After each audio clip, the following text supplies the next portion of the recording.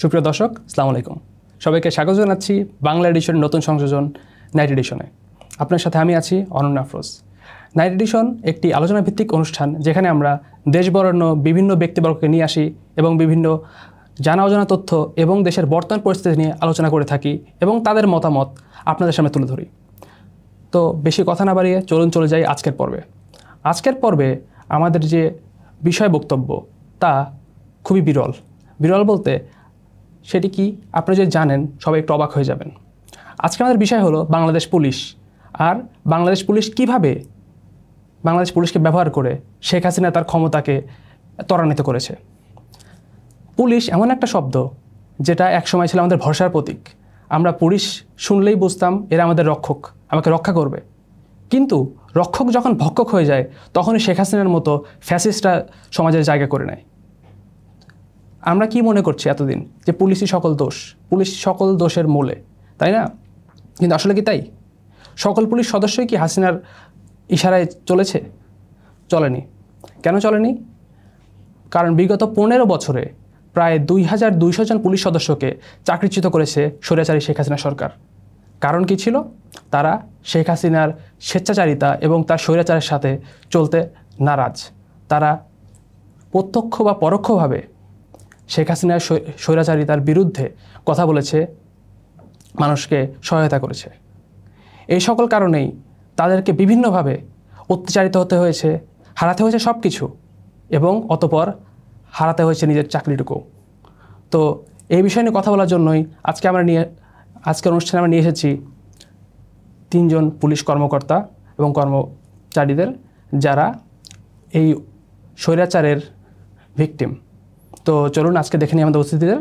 আজকে আমাদের সাথে অতিথি হিসাবে আছেন পুলিশের সাবেক এসআই মাসুদ রানা, এবং পুলিশের সাবেক কনস্টেবল সোহেল রানা, এবং সাবেক মহিলা কনস্টেবল তানিয়া আক্তার। প্রথমেই আপনাদেরকে ধন্যবাদ জানাবো আমাদেরকে আপনাদের মূল্যবান সময় দেওয়ার জন্য, এবং আমাদের এই অনুষ্ঠানে এসে আপনাদের দুর্দশা এবং আপনাদের দাবি দেওয়ার কথা বলার জন্য।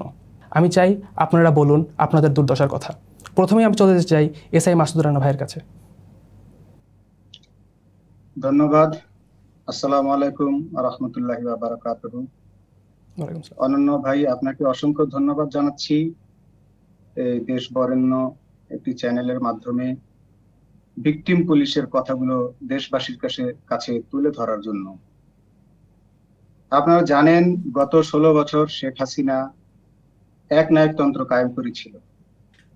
18 কোটি মানুষের একটি দেশে এত সহজেই কি একনায়কতন্ত্র কায়েম করা যায়? যদি করা যায়, যেহেতু হাসিনা এই কাজটি করেছে, তাহলে এর মেকানিজমটা কি ছিল? একটি জটিল মেকানিজমের মাধ্যমে শেখ হাসিনা এই একনায়কতন্ত্র বাস্তবায়নের মতো অসাধ্যকে সাধন করেছে। কি সেই জটিল মেকানিজম? সেটি হচ্ছে প্রশাসন, পুলিশ প্রশাসন হোক, স্থানীয় প্রশাসন হোক, জেলা প্রশাসন হোক, সমস্ত জায়গায়, ইউনিয়ন পর্যায়ে বলেন, জেলা পর্যায়ে বলেন, থানা পর্যায়ে এবং গ্রামে, স্কুল কমিটি বলেন, বাজার কমিটি, অটোরিকশা চালক সমিতি, বাস মালিক সমিতি, যত ধরনের সংস্থা আছে, যত ধরনের সংগঠন আছে, সবগুলোকে কিন্তু শেখ হাসিনা নিয়ন্ত্রণে নিয়েছিল। তো এর মধ্যে সবচেয়ে বড় যে হাতিয়ার শেখ হাসিনার, সেটি ছিল পুলিশ প্রশাসন এবং জেলা প্রশাসন। পুলিশ প্রশাসনকে একচ্ছত্রভাবে তার নিয়ন্ত্রণে নিয়ে শেখ হাসিনা এই 15টি বছর একনায়কতন্ত্র কায়েম করতে সক্ষম হয়েছে। এমনকি আপনারা জানেন যে 2018 সালের নির্বাচনে পুলিশ নিজেরাই ভোট বাক্স ভর্তি করে রেখেছিল। 2018 সালের একটি উদাহরণ দিচ্ছি আমি তখন চট্টগ্রাম মেট্রোপলিটন পুলিশের গোয়েন্দা শাখায় কর্মরত ছিলাম। আমার ডিউটি ছিল প্রত্যেকটি কেন্দ্রে অফিসারদের সাথে টহল দেয়া। তো সেখানে প্রত্যেকটি কেন্দ্রে কেন্দ্রে টহল দিয়ে রাতের বেলায় যা দেখলাম, এতে আমি তাৎক্ষণিকভাবে এতটাই লজ্জিত হলাম যে আওয়ামী লীগের লোকজন ছাড়াই একটি ভোট রাতের বেলা কাস্ট হয়ে যাচ্ছে, সবাই ভোট বাক্স ভর্তি করে ফেলছে। সেখানে 3 জন অফিসার ছিল যারা রাত 10টার পর ভোট কেন্দ্রের গেট খুলতে রাজি হয়নি। তাদেরকে তাৎক্ষণিকভাবে সেখানে সাময়িক বরখাস্ত করে নতুন অফিসারকে সেখানে ডিউটিতে নিয়োগ করা হয়েছিল। আচ্ছা, আপনার কাছে একটু প্রশ্ন থাকছে আমার, যে এই যে তাকে তাৎক্ষণিকভাবে বহিষ্কার করা হলো, এই বহিষ্কার আদেশটা কারা দিয়েছিল, কে দিয়েছিল এবং কোথা থেকে আসছিল? হ্যাঁ, বহিষ্কার আদেশ তখন সিএমপির কমিশনার ছিলেন জনাব মাহবুবুর রহমান, ওরফে ডলার মাহবুব বলে ওনাকে চেনে, যিনি 5 আগস্ট পর্যন্ত তিনি শিল্প পুলিশে কর্মরত ছিলেন অতিরিক্ত আইজিপি হিসেবে। আমি যখনকার কথা বলছি 18 সালে, তিনি তখন ছিলেন ডিআইজি। পরবর্তীতে সুন্দরভাবে একটি কারচুপির ইলেকশন করার কারণে তাকে পুরস্কার দিয়ে তাকে তো বিপিএম দেওয়া হয়েছে এবং তাকে অতিরিক্ত আইজিপি হিসেবে পদোন্নতি দিয়ে তাকে শিল্প পুলিশের প্রধান করা হয়েছিল। পরবর্তীতে আমি তার এই ভোটের কুকর্মের কথা ফাঁস করে দেওয়াতে তাকে বাধ্যতামূলক অবসরে পাঠানো হয়েছে। তো ওই সময়টিতে একজন পুলিশ যে ঊর্ধ্বতন কর্তৃপক্ষের কথা মানবে না, এই বিষয়টি শেখ হাসিনা নির্মূল করার জন্য পুলিশকে সর্বোচ্চ কঠোর হতে আদেশ দিয়েছিল এবং তৎকালীন পুলিশ প্রধান বেনজির আহমেদ প্রত্যেকটি বিভাগীয় মামলায় প্রতি মাসে মাসে একটি করে চিঠি ইস্যু করত প্রত্যেকটি ইউনিটে, যে বিভাগীয় মামলাগুলোকে অতি দ্রুত শেষ করে তাদেরকে চাকরিচ্যুত করা হোক। আপনারা শুনলে আরো অবাক হবেন যে আমাদের পুলিশের মধ্যে র এবং ইসকনের সদস্য বিদ্যমান ছিল, এখনো আছে। আচ্ছা, এই বিষয়ে আপনার প্রশ্ন থাকছে, 5ই আগস্টের পরে অনেকেই শুনেছি, একটা কথা উঠেছিল যে লাইলাতুল গুজব, অর্থাৎ মানে গুজবের অহরহ ছড়াছড়ি ছিল। আমরা জানছি দেশে র আছে, দেশে আইএসআই আছে, অনেক কিছুই শুনেছি। আপনি একজন পুলিশ কর্মকর্তা হিসাবে আপনি আজকে এটার বাস্তবতাটা বলুন, আসলে কি বাংলাদেশে র ছিল বা বর্তমানে আছে?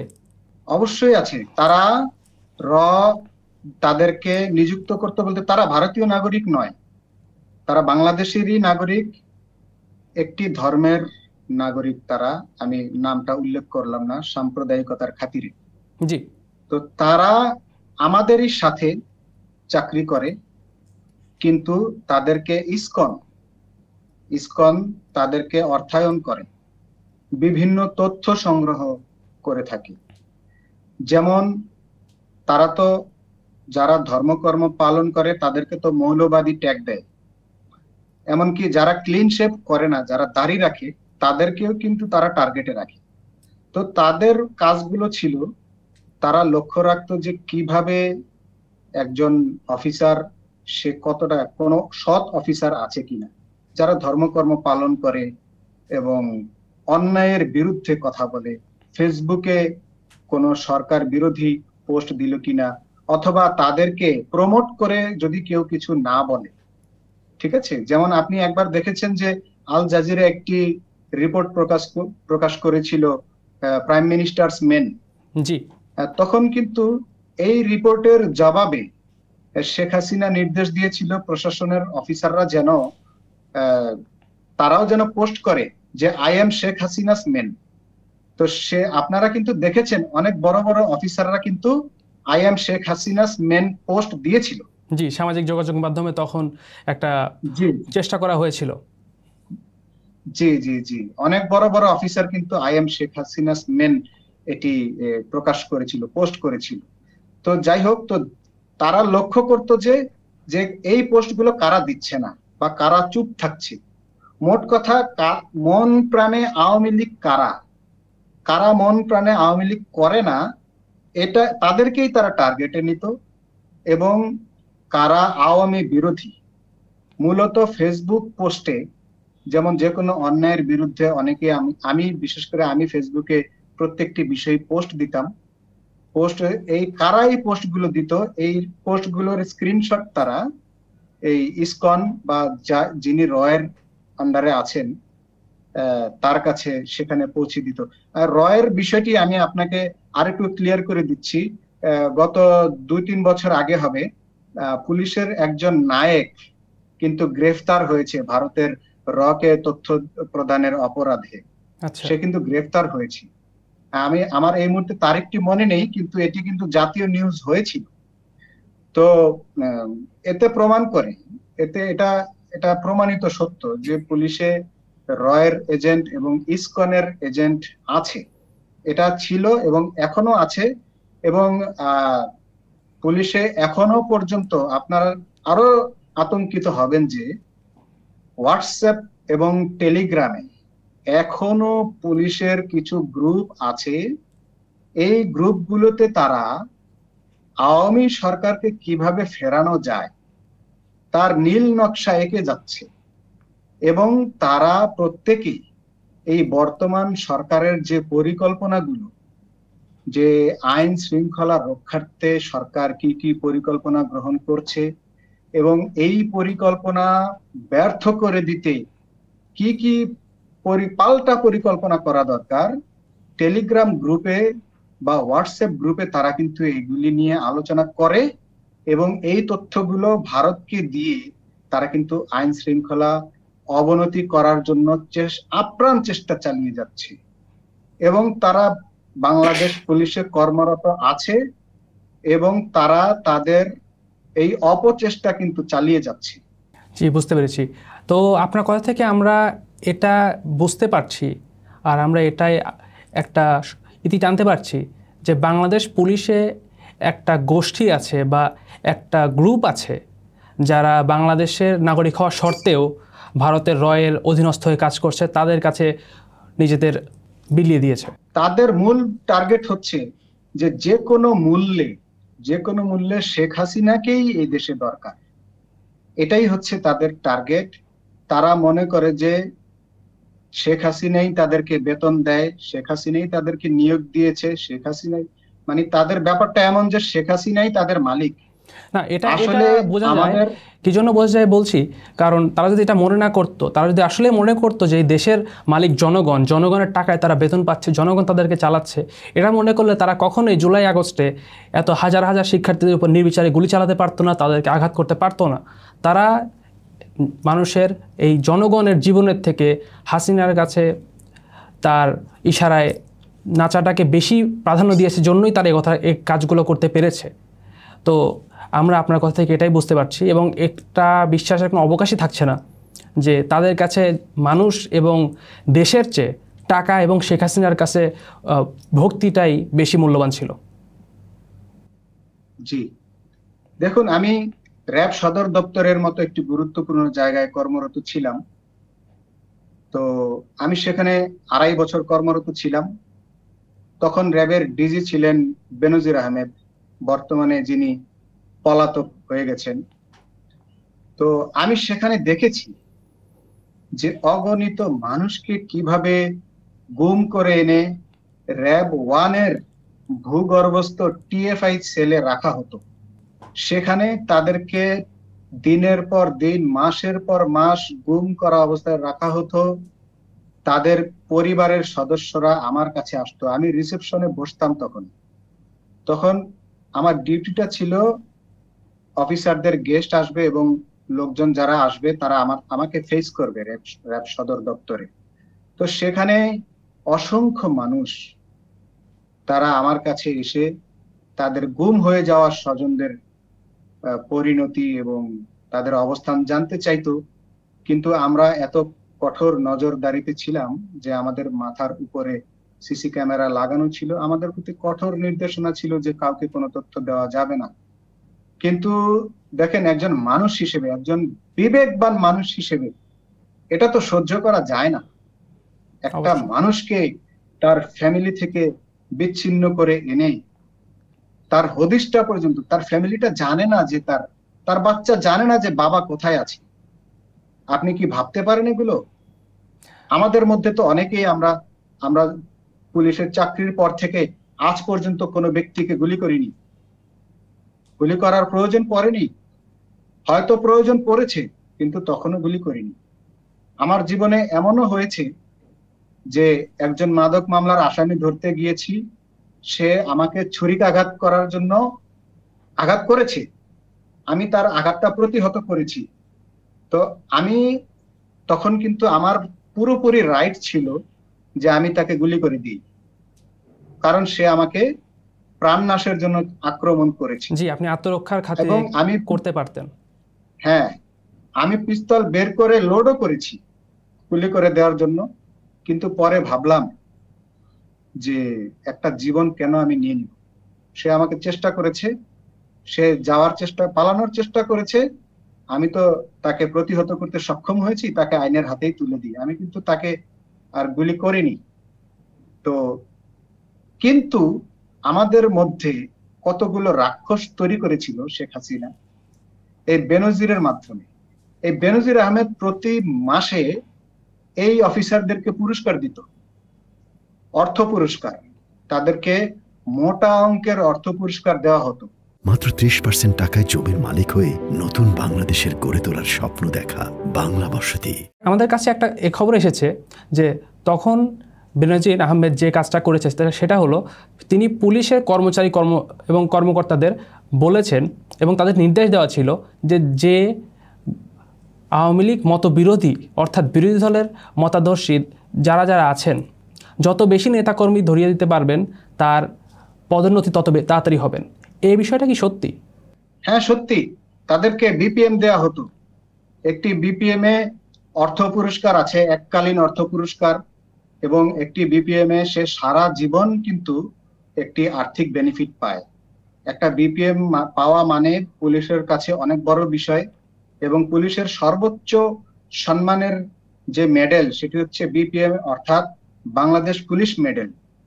তো আপনারা জানেন যে 18-র ইলেকশনের পর প্রত্যেকটি জেলার পুলিশ সুপারকে, 64 জেলার পুলিশ সুপার এবং প্রত্যেকটি থানার ওসি, অতিরিক্ত পুলিশ সুপার যারা ভোটে কেন্দ্রের দায়িত্ব পালন করেছে, প্রত্যেককেই কিন্তু সরকার বিপিএম দ্বারা ভূষিত করেছে।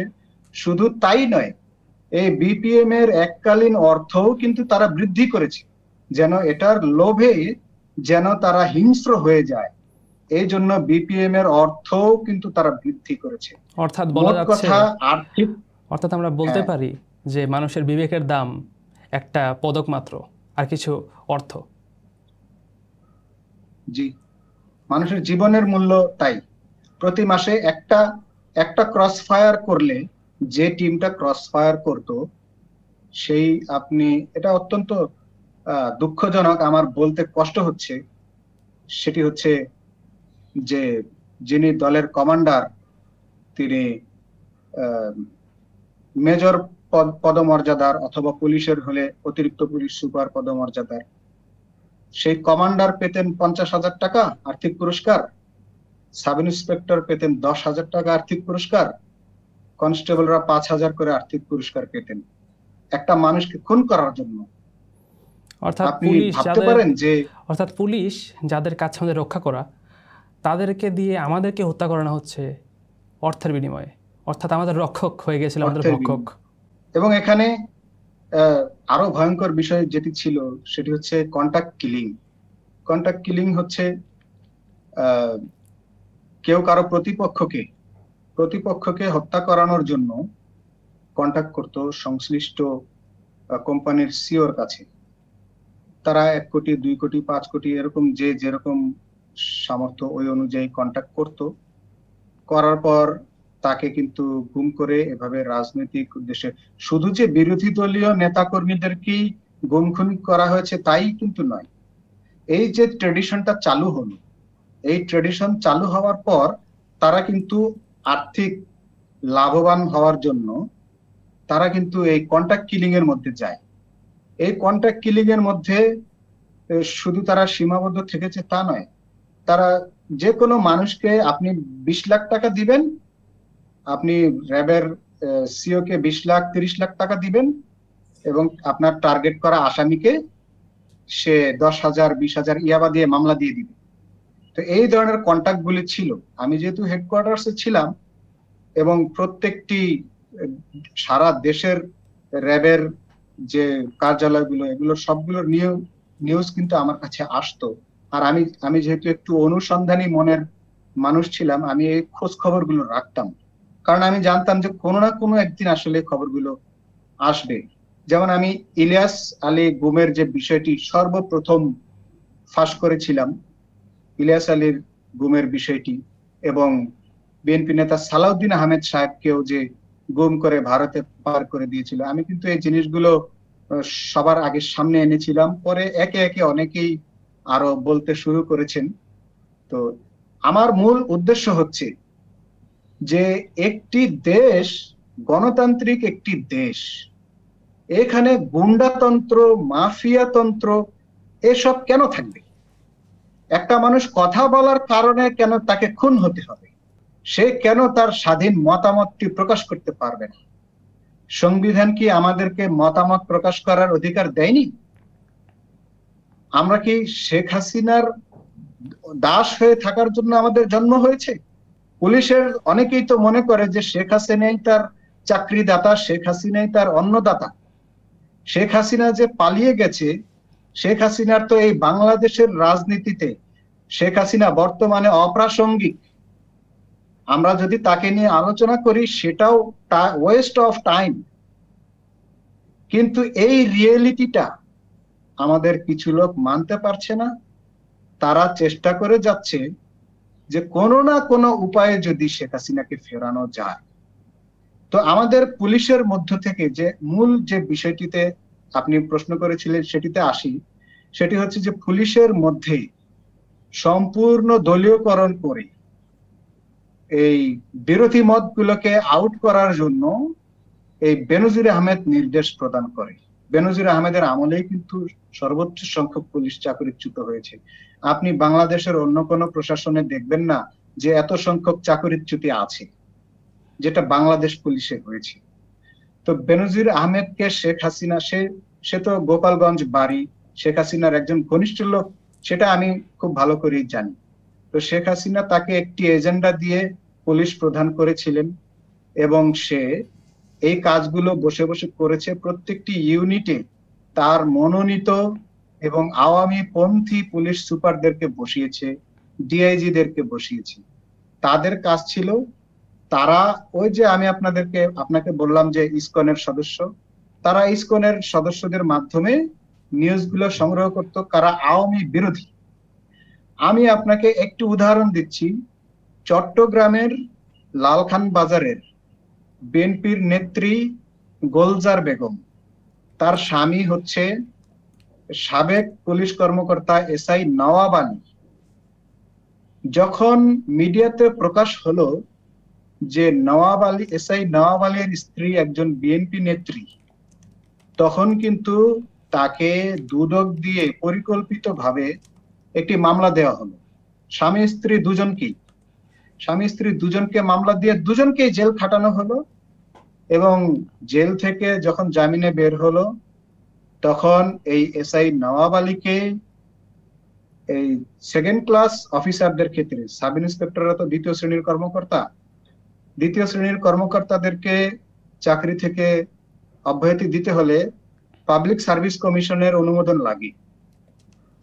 তো এসআই নওয়াব আলীকে কোন প্রকার অনুমোদন ব্যতীত, কোন প্রকার বিভাগীয় মামলায় তদন্ত, জেরা, ক্রস কোশ্চেন, এগুলি সবকিছু বাদ দিয়ে অ্যাভয়েড করে তাকে ডেকে নিয়ে চাকরিচ্যুত করা হয়েছে।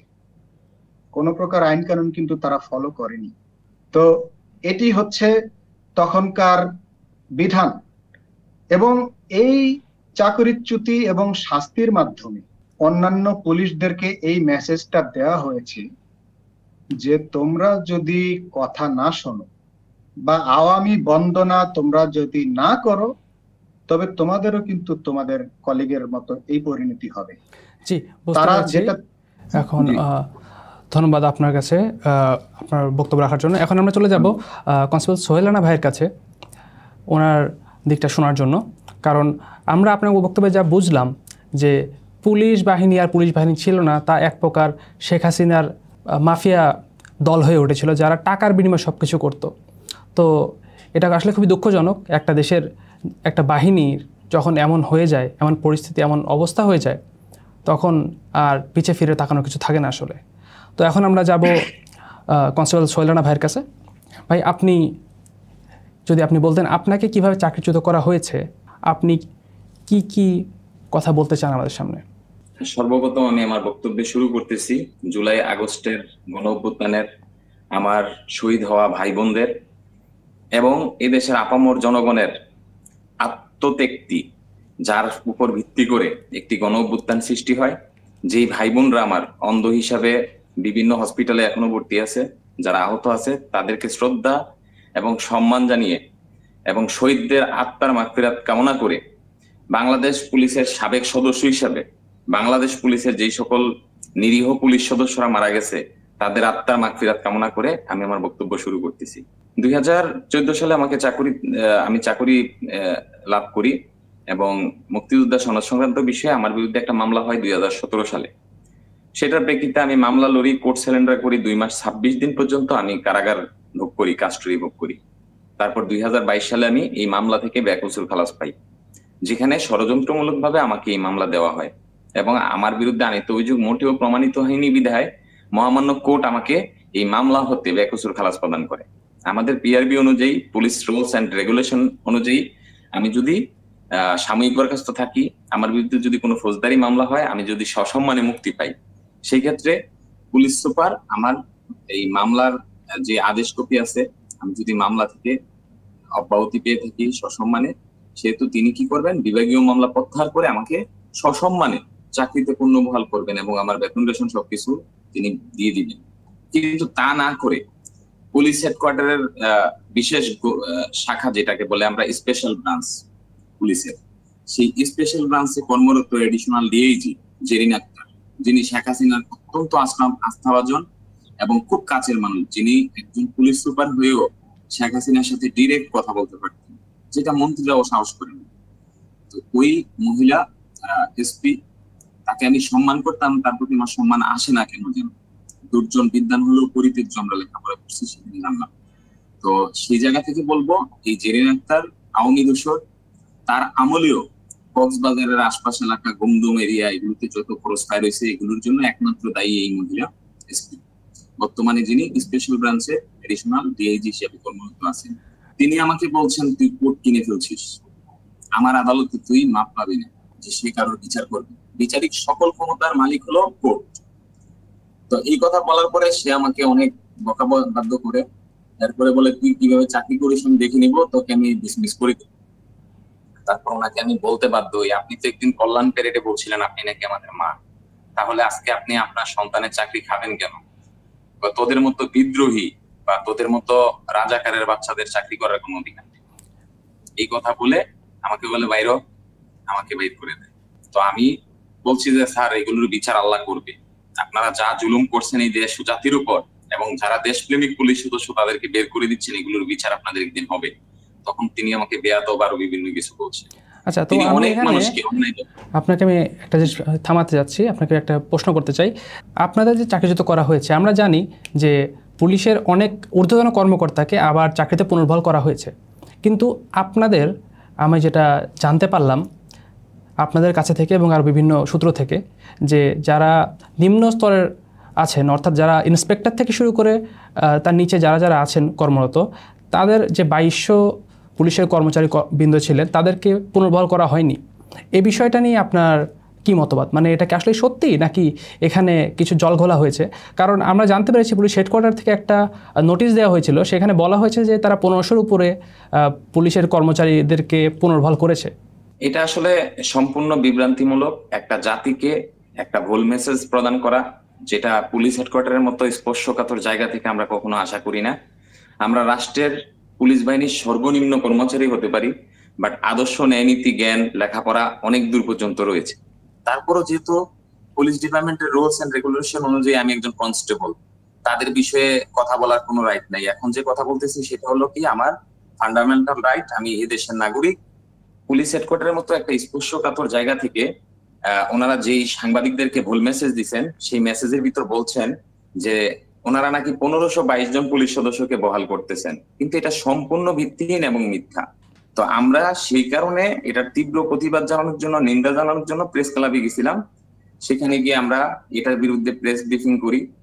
ঊর্ধ্বতন কর্তৃপক্ষ, যেটা বাংলাদেশের একটা সেন্সর বলা যায় পুলিশ বাহিনীতে, ওনাদের কাছ থেকে কোনো ধরনের রিপিট উত্তর আসে নাই যে এটা আমাদের বলছিল বা সংবাদটা মিস্টেক হয়েছে, বা সাংবাদিকদের সাথে তারা এটার জন্য ভুল স্বীকার করে নাই। বরঞ্চ আমার এই নিরীহ 2200 পুলিশ সদস্য যারা মানবিক জীবনযাপন করতেছে, বিভিন্ন ট্যাগ দিয়ে যাদেরকে এই রাস্তার ভিতর বসিয়ে দেওয়া হয়েছে, তারা যখন 3 দিন 3 রাত প্রেস ক্লাবের সামনে আমরণ অনশনের জন্য উদ্দেশ্যে থাকলাম, পুলিশ হেডকোয়ার্টার থেকে আমাদের কোনো খোঁজ খবর নেওয়া হয়নি, আমাদেরকে সান্ত্বনামূলক কোনো কথা, কোনো কিছুই বলে না।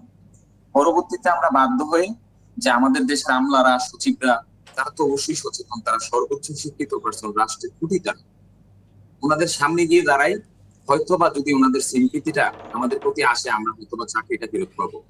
এই উদ্দেশ্যে আমরা যখন প্রেস ক্লাব থেকে এই আমাদের সচিবালয়ের গেট দিয়ে ঢুকি, 3টা বেস্টিনি ছিল।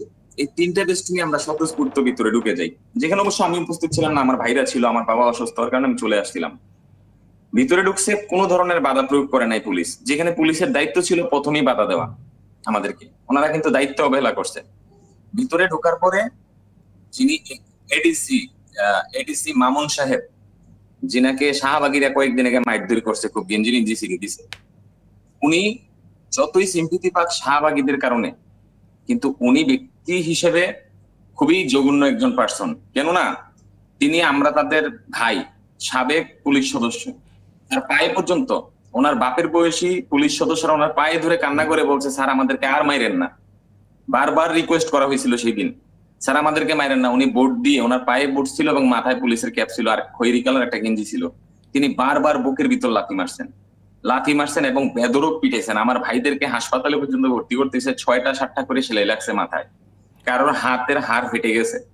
এতটা ভয়ঙ্কর তিনি। শাহবাগীরা অপরাধ করছে, সেখানে পুলিশের উপর নির্মম একটা আক্রমণ চালাইছে, সেটা সমগ্র জাতি দেখতে পেয়েছে। কিন্তু আমরা যারা ভিকটিম পুলিশ, স্বৈরাচারে হাসিনার আমলে বৈষম্যের শিকার পুলিশ সদস্য, আমরা তো রুলস এন্ড রেগুলেশন জানি। কিন্তু আমরা যখন ঠেকে গেছি, আমাদের যখন আর উপায় নাই, তখন রাষ্ট্রের যারা মা বাবা, তাদের কাছে গেছিলাম জীবন ভিক্ষা পাওয়ার জন্য। কিন্তু সেখানে জীবন ভিক্ষা পাওয়ার জন্য কি আমাদেরকে মর্মাহত করছে, আহত করছে, রক্তাক্ত করছে আমার ভাইদেরকে। আমার যদি রক্তাক্ত ছবিগুলো দেখানোর সুযোগ থাকতো আমি আপনাকে দেখাইতাম, তবে আমি আপনাকে দিয়ে দিব। আমরা আপনার কথায় বুঝতে পারছি যে ওই দিন যা হয়েছে সেটা খুবই মর্মান্তিক ছিল। এটা আগে স্বৈরাচারী সরকারের আমলে হলেও মানা যেত, কারণ এটা তখনকার এক প্রকার প্রতিদিনের দৃশ্য ছিল যে বিরোধী মতাদর্শের যে কোনো মানুষের উপর নির্মম অত্যাচার করা হতো। কিন্তু এই সরকারের আমলে এটা খুবই দুঃখজনক। আর আরেকটা বিষয় আমরা জানতে পারলাম যে বিগত যে স্বরাষ্ট্র উপদেষ্টা ছিলেন, উনি হয়তো আপনাদের জন্য বলেছিলেন যে বিগত স্বৈরাচারী হাসিনা সরকারের আমলে যারা যারা চাকরিচ্যুত হয়েছেন সবাইকে পুনর্বহাল করার জন্য উনি একটা আদেশ দিয়ে গিয়েছিলেন হয়তো। এই বিষয়ে আপনাদেরকে কিছু জানানো হয়নি? এই বিষয়ে মূলত আমরা জেনেছি, এই বিষয়ে আমরা কথাও বলছি। যখন পুলিশ বাহিনীর ভিত্তিটা একটু দুর্বল হয়ে গেছিল বৈষম্য বিরোধী আন্দোলনের কারণে, পুলিশের ভিতরে একটা আতঙ্ক বিরাজমান ছিল, তখন আমাদের শোয়েব রিয়াদ স্যার, ডিআইজি, তিনি আমাদেরকে কথা দিয়েছিলেন যে দেখো, হাসিনার আমলে আমরাও বৈষম্যের শিকার, হ্যাঁ আমরাও দেখো যখন প্রমোশন পাওয়ার কথা আমরা পাই নাই। খুব নরম সুরে তিনি বলছিলেন, আমাদেরকে বুঝ দিয়েছিলেন যে তোমরা সবাই চাকরি পাবা, কোনো সমস্যা নাই, আমাদের আইজিপি স্যার তোমাদের প্রতি সদয় আছেন, অবশ্যই তোমরা চাকরি পাবা, তোমরা চিন্তা করো না। আর স্বরাষ্ট্র উপদেষ্টা স্যার যেটা বলছে এই হিসাবে তো তোমরা সবাই চাকরি পাবা, হ্যাঁ তোমাদেরকে একটা নির্বাহী আদেশ দিয়ে বহাল করা যাবে, কোনো সমস্যা নাই। তবে তোমরা একটা কাজ করতে পারো, তোমরা সবাই আবেদন করো, আবেদনের প্রেক্ষিতে তোমরা সবাই চাকরি পাবা, কোনো সমস্যা নেই। এই কথা বলার পরে তারা কালক্ষেপণ করতে করতে 6 মাস আমরা আমাদের যারা সমন্বয়ক আছে, আমাদের এই পুলিশ পরিবারের বা বৈষম্যের শিকার পুলিশ সদস্যদের, সেই সমন্বয়কদেরকে বারবার পুলিশ হেডকোয়ার্টারে পাঠাইছি। ওনাদের সুর দিনের পরে দিন কঠোর থেকে কঠোরতম হলো। হ্যাঁ, তাদের কাছে যখনই বলা হলো স্যার আমাদের কি খবর, বলছে তোমাদের বিষয় নিয়ে তো আমরা বসে থাকি না সারাদিন, হ্যাঁ তোমাদের অনেকের বিরুদ্ধে অনেক ইলিগেশন আছে, অনেক মামলা আছে, তোমরা অনেক আকাম কুকাম করছো চাকরি জীবনে, হ্যাঁ কেউ মাদক নিয়ে ধরা খাইছো, কেউ ড্রাগ টেস্টের অধীনস্থ। তা আমরা যখনই তাদেরকে বলতে চাইতাম যে স্যার বেনজির স্যার তো সর্বোচ্চ মদ, গাঁজা, ফেন্সি সবকিছু খেত। তিনি ইয়াবাসক্ত ছিলেন, মাদকাসক্ত ছিলেন। তিনি যদি কোনো বিচার করে স্যার, সেই বিচার তো বিচার না। ওনার কাউকে মাদকাসক্ত মনে হয়েছে, তাকে চাকরি থেকে বের করে দিছে, ওনার বিচার তো হইতে পারে না। দুর্জন ব্যক্তি বা অসৎ ব্যক্তি তো সমাজের কোনো বিচার করতে পারে না, রাষ্ট্রের কোনো বিচারও হতে পারে না। এইভাবে বলার পরে বলতেছে বেয়াদব চুপ করো, এত বেশি কথা বলবা না, ঊর্ধ্বতন অফিসারদেরকে সম্মান করে কথা বলতে হবে। বেনজিরের মতো একজন নিকৃষ্ট। আমরা শুনতে পেরেছি আপনার বিষয়ে। আমি যতদূর জানি আপনি হয়তো একটা ফেসবুক লাইভ করেছিলেন যেটা অনেক ভাইরাল হয়, এবং এর পরে হয়তো আপনার উপর পুলিশি কোনো আক্রমণ হয় বা আপনার বাসায় কিছু একটা হয়। আপনি যদি এই বিষয়ে একটু বলতেন। জি জি জি, গত আজ থেকে 1.5 মাস পূর্বে আমি যখন পুলিশ হেডকোয়ার্টারের সামনে এবং এই আমাদের প্রেস ক্লাবের সামনে মিডিয়ার সামনে কথা বলি, তখন আমি স্বৈরাচারী আমলে যত অকারেন্স হতো, যত অপরাধমূলক কার্যক্রম হতো আমাদের দেশে, মানুষকে কিভাবে গুম করা হতো, র্যাব কিভাবে মানুষকে গুলি করে মারতো, তাদের হাতে হ্যান্ডকাপ লাগানো, চোখ বাঁধা অবস্থায় কিভাবে গুলি করে মারতো, এবং পুলিশ হেডকোয়ার্টারের নারী সদস্যরা, সুন্দরী নারী সদস্যরা কিভাবে রিসেপশনের ভিতর থাকে, যাদের চেহারা একটু কুৎসিত তারা থাকতে পারে না। মানে এক ধরনের বৈষম্য এটার ভিতর চলমান ছিল। বিশেষ করে আমাদের বাংলাদেশ পুলিশের যে সকল নারী পুলিশ সদস্যরা ভালো আছে, হ্যাঁ, যারা বিয়ে করে ফেলছে তারা শুধু বেঁচে যায়, কিন্তু যারা বিয়ে করে নাই সুন্দরী হবে, তাদের জীবনটা হলো একদম নরকের মতো। হ্যাঁ, যে ঊর্ধ্বতন অফিসাররা কি করবে, যে এই মেয়েটাকে পছন্দ হিসেবে ছলে বলে কৌশলে বুঝাও, আসবে কিনা নিজে নিজে, আর যদি না আসে তাহলে তার একটা প্রসেস থেকে একটা গুলি, যেমন চাইনিজ রাইফেলের বুলেট কিন্তু কিনতেও পাওয়া যাবে না, কোনো জায়গা থেকে ম্যানেজ করা যাবে না, একটা বুলেট কম দিয়ে বুঝিয়ে দিবে ডিউটি যাওয়ার সময়। ডিউটি থেকে আসার পরে তারা ফেলবে যে বুলেট একটা কম কেন, তুমি বুলেট বিক্রি করে ফেলছো। এইভাবে ফাঁসিয়ে বলবে হয় মামলা খাবা, জেল খাটবা, চাকরিও যাবে, আর নয়তো দিতে হবে আমরা যেটা চাই। তখন ওই মেয়েটা কি করে বাধ্য হয়ে যায়, হ্যাঁ, বাধ্য হয়ে যায়, যা বলে তাই শুনতে বাধ্য হয়। কারণ একজন নারী পুলিশের চাকরি করতে শখে শখে আসে না। একজন নারী পুলিশ, দেখা যাচ্ছে তার ভাই নাই, 4 বোন, একটা বোন সুযোগ পাইছে কোনো মতে চাকরিতে আসছে, সে তো চাকরি করতে আসছে, সে তো দেহ ভোগ করাইতে আসে নাই। কিন্তু এই পুলিশ হেডকোয়ার্টারের ভিতর বসে থাকা যে সকল অসাধু অফিসার আছে, জেলা পর্যায়ে যে সকল অসাধু এসপি, এডিশনাল এসপি, কিছু কিছু ক্ষেত্রে ইন্সপেক্টর, কিছু কিছু ক্ষেত্রে সাব ইন্সপেক্টর, প্রত্যেকের রোষানলের শিকার হয় নারীরা, বুলিং এর শিকার হয়। এইগুলো বলা যায় না, এগুলো বললে, এগুলো বলাতে অনেক নারী পুলিশ আমাকে লাইভে আমি যখন কথা বলছি আমাকে গালাগালি করছে, বকাবকি করছে। কারণ কিছু কিছু নারী সদস্য আছে যারা ওইরকম চরিত্রের। এইসব বিষয়ে যখন খোলাসা করে আমরা বলি, আমরা যখন আমাদের বোনের নিরাপত্তা চাই, আমরা একজন বোনকে চাই পর্দাশীল থাকুক, ভালো থাকুক। আমরা পুলিশের হিজাব দেখতে পাইছি কিছুদিন পূর্বে, যে মহিলা পুলিশকে হিজাব দেওয়া হচ্ছে, এটা অত্যন্ত সুন্দর চিন্তা। কিন্তু এগুলো চাই না।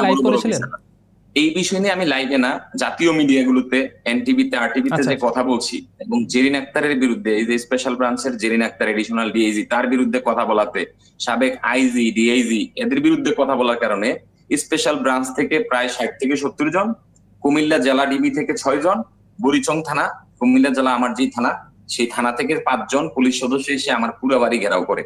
মনে হয়েছে যে আমি কোনো বড় সন্ত্রাসী। আপনার বাড়ি যে ঘেরাও করার তাদের কিসের ভিত্তিতে আপনার বাড়ি ঘেরাও করা হয়? আমার বাড়ির গেট হলো এসএস এর গেট করা, চারিদিক দিয়ে বাউন্ডারি অত্যন্ত উঁচু, এটার ভিতরে ঢোকার কোনো সুযোগ নাই। তারা গাছের উপর দিয়ে উঠে লাফ দিয়ে যখন পড়ছে 11:30টার দিকে, আমি জিজ্ঞেস করলাম বাইরে কে, কোনো আওয়াজ করতেছে না। আমার বাড়ির পিছনে ধান ক্ষেত, ডাইনে বাড়ি, বিল্ডিং এর ছাদ, আশপাশে বাউন্ডারি, চারিদিক দিয়ে তারা সুসজ্জিত অবস্থায় ছিল শ্রুনি। এবং ঠিক আধা ঘন্টা পরে 12:30টার সময় ঢুকছে, 1:30টার সময় আওয়াজ করছে, ভিতরে কে আছেন? আমরা প্রশাসনের লোক, দরজা খোলেন। তা আমি বললাম, প্রশাসনের লোক, আপনি আমার বাড়ির ভিতরে ঢুকলেন কিভাবে? আপনার তো আমার বাড়ির ভিতরে ঢুকার কথা না, কিভাবে ঢুকলেন? বলছে আপনার গেটের তালা খোলা ছিল। কিন্তু আমি নিজেই গেটের তালা লাগিয়ে আসছি। ঠিক আছে, ওনারা এমন যন্ত্র নিয়ে আসছে যে তালাটা যে এমন স্বয়ংক্রিয়ভাবে খুলছে, তালাটা এখনো ঠিক আছে, কিন্তু কি দিয়ে খুললো সেটা আমি বুঝতে পারলাম না।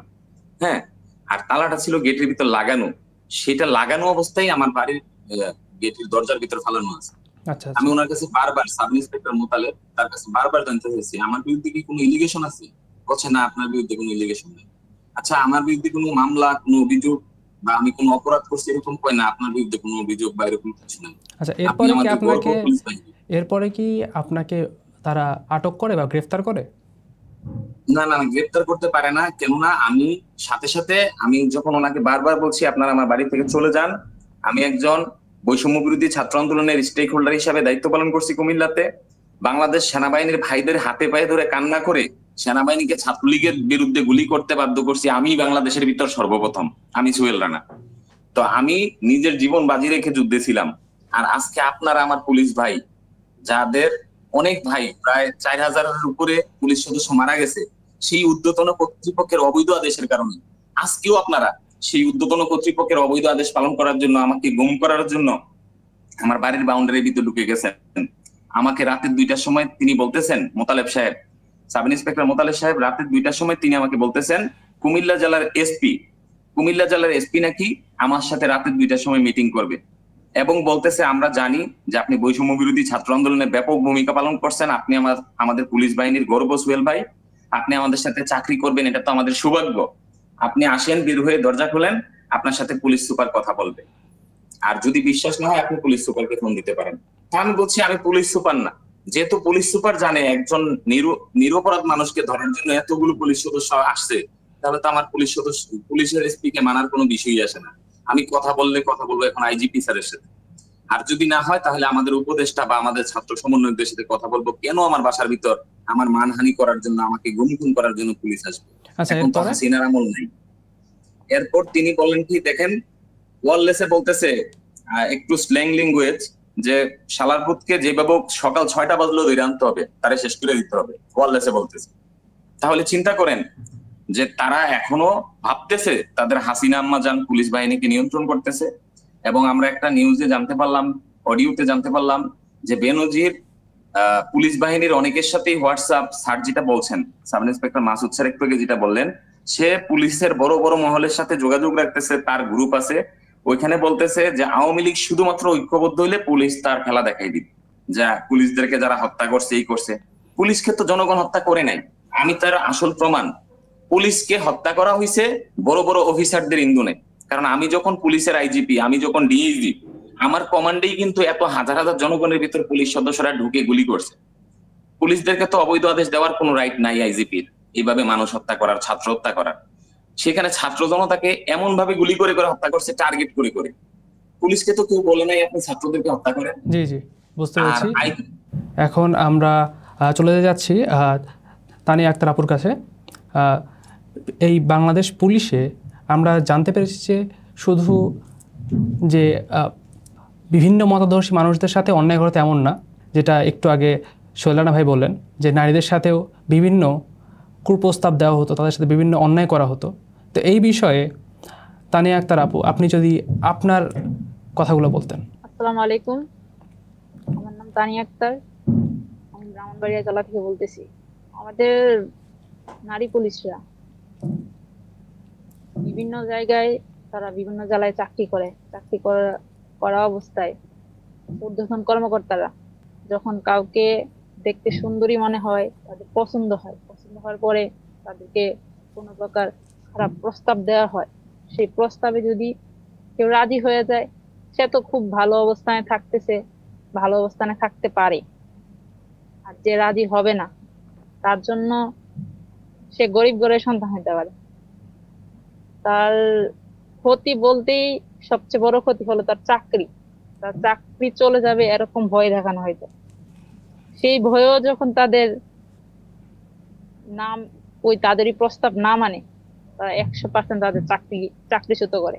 এরকম আমি যখন আমাদের ভিকটিম পুলিশ সদস্যদের সবার সাথে একত্রিত হওয়ার পরে আমাদের যে মহিলা পুলিশরা আছে, তাদের কেন চাকরি গেলো, আমার ভিতরে ছিল যে আমি না হয় এই কারণে আমার চাকরিচ্যুত হয়েছি, আমি কারো কথা, তাদের প্রস্তাব মানি নাই বিধায় আমি চাকরিচ্যুত হয়েছি। তাহলে আমার ওই বোনদের কেন চাকরি গেল? যাকেই জিজ্ঞেস করছি সে একই কথা বলতেছে যে আমাকে এরকম প্রস্তাব দেওয়ার কারণে আমি প্রস্তাব মানি নাই, তার প্রস্তাবে রাজি হয় নাই, এই জন্য আমার চাকরি চলে গেছে। আর আমরা যে নারীরা, তা আমরা কোনো রাজনৈতিক দিক দিয়ে খুবই কমই থাকি, যে এই শেখ হাসিনার অপকর্ম সবকিছুর মধ্যে আমাদেরকে অ্যালাউ করে না, বা আমাদেরকে দিয়ে কোনো কিছু করায় না, তার জন্য আমাদের অন্য কোনো করা হয় না। সবচেয়ে আমাদের নারীদের একটাই সমস্যা, তাদের ঊর্ধ্বতন কর্মকর্তারা যখন আমাদেরকে খারাপ প্রস্তাব দিত, সেই প্রস্তাব আমরা মানতাম না মানার কারণে আমাদেরকে চাকরিচ্যুত করা হইতো। আমাদের যত বোন আছে সে চাকরিচ্যুত, বেশিরভাগ সবাই একই রকম। তাদেরকে এরকম প্রস্তাব দেওয়ার কারণে তারা প্রস্তাব মানে নাই, তাদেরকে চাকরিচ্যুত করা হয়েছে। কাউকে ভুয়া কাবিন দিয়ে, যে সে চাকরির আগে বিয়ে করছে এরকমটা বলে চাকরিচ্যুত করছে। কেউ 7 দিন অসুস্থতার কারণে 7 দিন 10 দিন অনুপস্থিত থাকছে। আমরা যেখানে 1 বছর 1.5 বছর অনুপস্থিত থাকলো, চাকরি যাওয়ার কথা না, সেখানে মাত্র 7 দিন 10 দিন অনুপস্থিত থাকার কারণে তাকে চাকরিচ্যুত করেছে। কেন চাকরিচ্যুত করছে? ওই যে তো এর আগে তাকে প্রস্তাব দেওয়া হয়েছে, সে প্রস্তাবটা মানে নাই। মানে তাদেরকে চাকরিচ্যুত করা হতো, এটাই হলো বড় কথা। একটা যে কোনো একটা কারণ দেখিয়ে দেওয়া হতো, কিন্তু আসল কারণ ছিল এটা যে তাদেরকে যখন এই কুপ্রস্তাব দেওয়া হতো তারা কুপ্রস্তাবে না করে দিত, এই জন্যই তাদেরকে চাকরিচ্যুত করা হতো। তো আমরা এর থেকেই বুঝতে পারছি বাংলাদেশ পুলিশের বিগত 15 বছরে কি দুর্দশা হয়েছিল। পুলিশের ঊর্ধ্বতন কর্মকর্তা থেকে শুরু করে নিম্ন পর্যায় পর্যন্ত রন্ধ্রে রন্ধ্রে হয়তো ঢুকে গিয়েছিল দুর্নীতি এবং একচ্ছত্র এক দলের প্রতি একনিষ্ঠতা।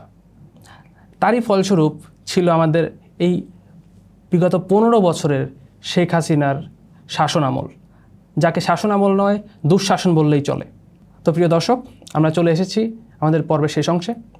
আমি আজকে ধন্যবাদ জানাতে চাই আমাদের এই সাহসী পুলিশ কর্মচারী বিন্দুদের, যারা নিজেদের সাহস করে এসে সবার সামনে পুলিশের এই দুর্দশার কথা তুলে ধরেছেন, এবং তাদের কারণেই আজকে হয়তো দেশের মানুষ জানতে পারবে যে কী কারণে বিগত 15 বছর পুলিশ একটা খেতাব পেয়েছিল, তা ছিল পুলিশ লীগ। অর্থাৎ কী কারণে মানুষ পুলিশের উপর বিশ্বাস করে না, এখন 15 বছর বিশ্বাস করতে পারেনি। ধন্যবাদ আমাদের অতিথিদের, তাদের সময় দেওয়ার জন্য, তাদের সাহস করে আমাদের সামনে আসার জন্য। আমরা আশা করব তাদের এই বক্তব্যগুলো পুলিশ সংস্কার কমিশন সহ বর্তমান সরকারের বিভিন্ন দায়িত্বশীল ব্যক্তিবর্গের কাছে যাবে এবং তারা এই বিষয়গুলো নিয়ে খতিয়ে দেখবে এবং বাংলাদেশ পুলিশকে আরও শক্ত একটা অবস্থানে নিয়ে যাবে। আমরা সবাই জানি যে, আমরা সবাই বলছি বাংলাদেশ পুলিশ বর্তমান খুব নড়বড়ে অবস্থায় আছে, তারা খুব দুর্বল অবস্থায় আছে, কিন্তু আপনাদের এটা মাথায় রাখা উচিত যে যদি 2200 জন পুলিশ কর্মচারী যারা হাসিনার স্বৈরাচার মেনে নেয়নি, এই জন্য চাকরিচ্যুত হয়েছে, তাদেরকে যদি আবার তাদের চাকরিতে পুনর্বহাল করা হয়, হয়তো কিছু ক্ষেত্রে হলেও কিছুটা হলেও পুলিশ শক্ত একটা অবস্থানে চলে যাবে। ধন্যবাদ সবাইকে। ভালো থাকুন, সুস্থ থাকুন, সত্যের পথে থাকুন। মনে রাখবেন, সত্য কখনো হারিয়ে যায় না, সত্য কখনো চাপা থাকে না। আগে হোক পরে হোক, সত্য সামনে আসবেই। ধন্যবাদ। আসসালামু আলাইকুম।